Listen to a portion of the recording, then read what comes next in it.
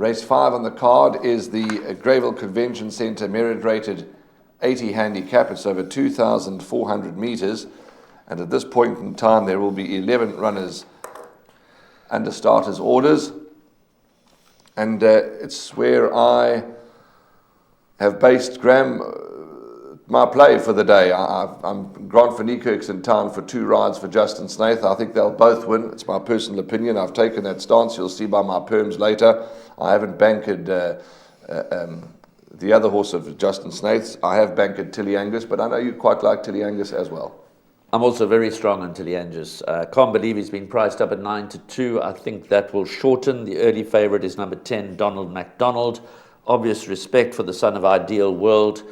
But Tilly Angus has his 3rd run in the province. He's coming along the right way. As you mentioned, Grant van Niekerk making the trip to Hollywood Bets Greyville for 2 rides. 1 Tilly Angus in this race, a native tongue later on. I agree with you, the native tongue race is a little bit more tricky. This is a handicap, so I guess it is also tricky, but you've got to have a view, and I'm very strongly in the camp of number 1, Tilly Angus. I've selected number 10, Donald MacDonald, to run 2nd, number 3, Don't Look Back, to run 3rd, and number 5, Track Attack, to run 4th. But just like you, my day could well depend on how number 1, Tilly Angus, runs. I think he's extreme value at 9-2 in the anti-post market. Well, I did chat to Megan Trott, who's the assistant trainer to the Snaith team here in KwaZulu-Natal. And I also, well, you know by now, we've got Dennis Bosch and we've got Nicolette Rusco for Track Attack. But let's go and listen into this package and listen carefully as to what Megan has to say about Tilly Angus. He's doing very well. His work leading up into this, I've been doing a lot of like sort of long canters with him because he's going over the 2-4 for the first time. I think he'll enjoy the trip. He is doing very well. His work at home is good. He eats up every day. He doesn't have a problem eating or anything. So I think I'm expecting a good run from him. Yes, I know Dean's definitely up to go the further distance because it definitely seems to help him. He is a horse that he's got a bit of issues soundness-wise, but we keep on top of it. And you know, he's just one of those, you just got to like ride him from off the pace and give him the chance and let him come through horses towards the end. Because every time you hit the front too early, he seems to not want to go through with it. So our tactics, what we've done when we've gone further, is just drop him out, give him the chance and let him run at them. Yeah, you know, he's a horse that's aging now and he's done what he had to do with me. He's came from Charles. Won a couple and run, you know, as you said, he ran a cracker his last start. I'm just trying to find the races for him, you know. Stranger, you know, we don't have many 2-4s, 2000s, you know. I think staying races are cool races, you know. We always like sprints, but, you know, they're going the 2000, the 2-4s. I don't know, in my opinion, we should have a lot more. Okay, there we go. Interesting package.